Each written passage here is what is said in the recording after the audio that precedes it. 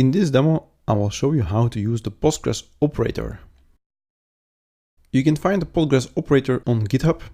It's not the only Postgres operator that is available. There are multiple ones. Everyone can create an operator for Postgres or for any other database. I took this one because it's quite popular. It has some stars and also because it has a lot of functionality. So you can create, configure, manage PostgreSQL clusters. You can scale it. You can make replicas. So it's a pretty advanced operator. You can find the official documentation here, which includes getting started. I will show you step by step how to install the operator and use it. And then afterwards, you can maybe check the documentation to see what else you can do with this operator. Maybe some more advanced things. So I'm logged in to my VM and I will go to Vagrant Kubernetes Course Postgres operator. So it's a folder in my GitHub repository. Here I have a README with all the basic commands that you need to launch the operator and to start using it.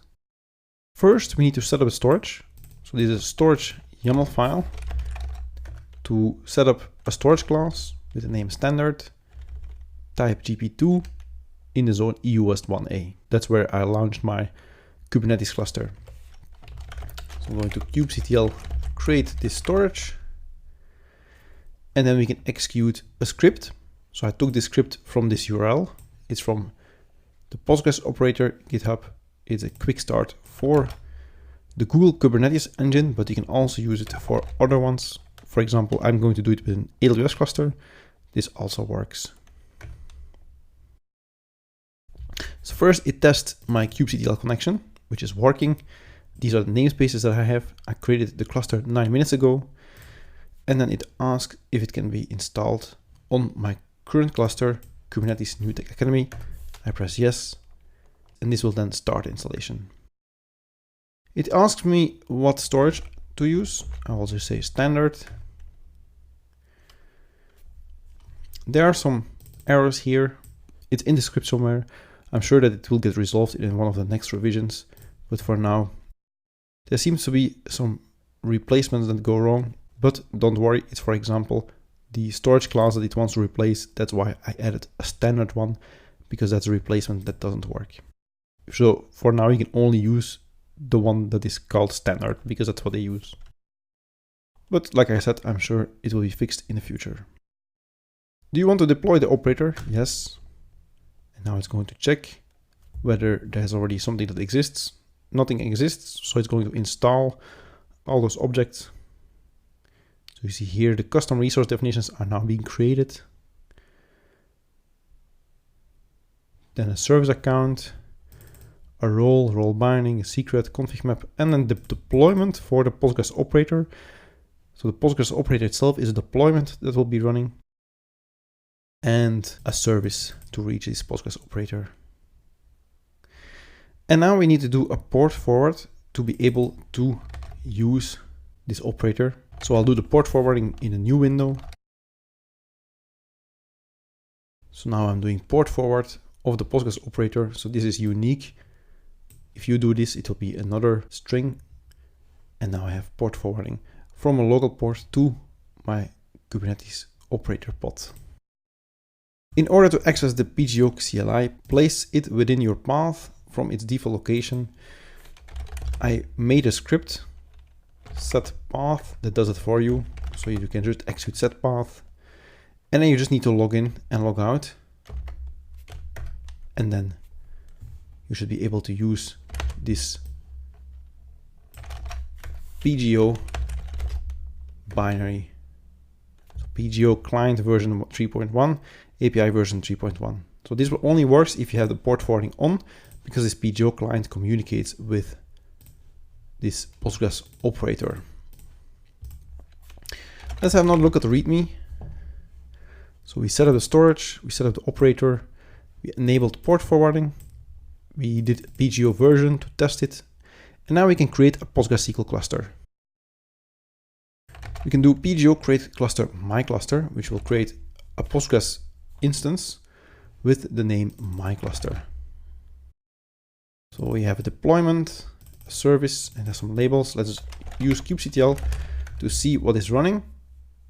So now the container is creating for my cluster. So you can see here, we have also the pod for the operator itself. Pod is running, my cluster is being created. This can take some time because the images need to get pulled. Once it is created, we can do pgo show cluster my cluster, and we can do show secrets true to show the secrets, so that we can then connect using PSQL. So we can use kubectl run it, so we get a terminal, remove after we execute the Postgres image, which is just an image that you can use that is available on Docker Hub.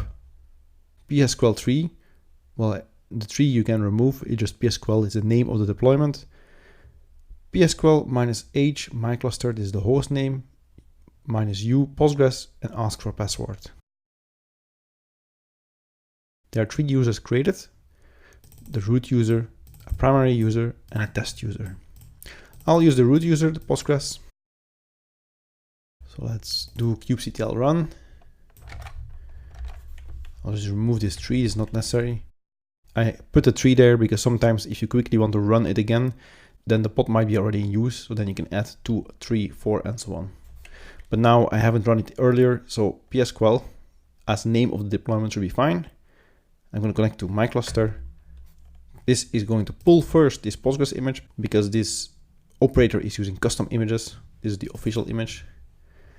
And then once I'm connected, I can use this password. If you don't see a command prompt, try pressing enter. Well, if you press enter, we are just providing an empty password. So now if you see this line, this is the time to put your password, press enter, and then you're logged in.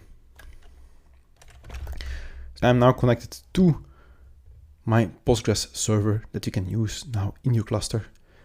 That is called my cluster. So the my cluster host you can now use in your cluster. I'll quit from here. And until now, it's not really different than just running the Postgres server image. But the nice things that the operator supplies are the extra features that are difficult to implement yourself. For example, create a read replica. So you can just do pgo scale cluster, scale my cluster, and this will create a read replica. So now you not only have one instance of our cluster, we have 2 instances. And one instance will be synced with the other one. So we have a read replica. kubectl get pods o wide. So now we have another instance that is being spun up. So let's use watch to wait until it's running.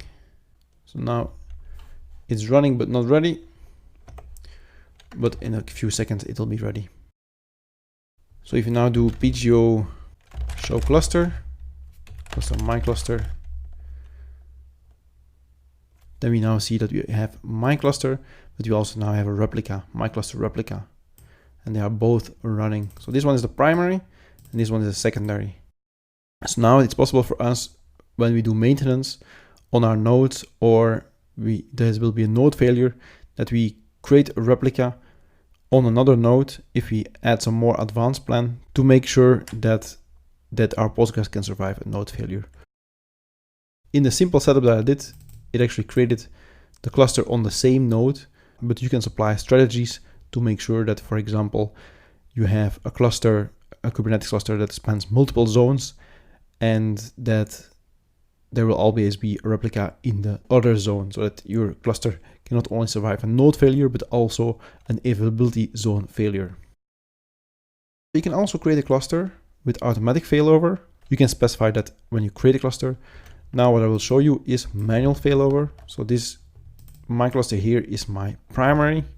So I can do pgo failover my cluster query.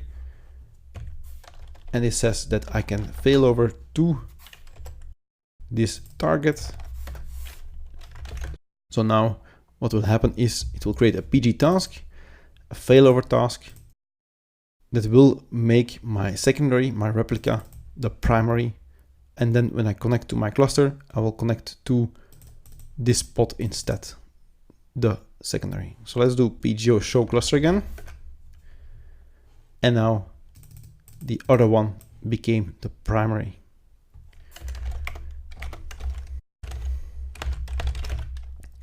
And now what is happening is that because we did a failover, it also created this replica on another node. So now if you wanted, we could do some maintenance on this node, for example.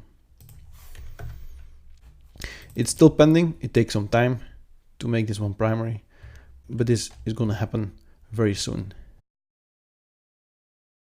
This task, this pg task, is also a CRD.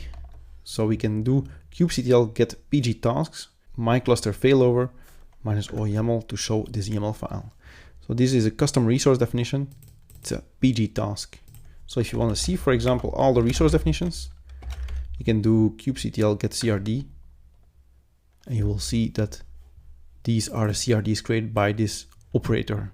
So this is extending the Kubernetes API, and this allows me to use this API version and this kind. So we have, for example, one for clusters, one for replicas, one for tasks. We can also upgrade our Postgres, and we also have a CRD for this. So this is all custom, and this tool is creating this for us so that we don't have to do it. But with some other operators, you have to write these custom definitions. Let's have a look again. Get pods. So now we have a running pod on a different node. So my cluster xvis is running on a different node and is now, if you do pgo show cluster, it is now the primary and it's running. So this operator provides so much more than just running yourself a Postgres server. This is a really good example that shows you that operators can be very similar to cloud services. If you want to run PostgreSQL yourself on Kubernetes, you might not want to build it yourself, but use, for example, this operator or another one to make the maintenance and the management, the scaling much easier for you. So this is a great example that you should test out. And then, like I said in the operations lecture, there are many more operators available. On the core OS website, you will find some operators, but also just on GitHub repositories, you will find operators that you can use.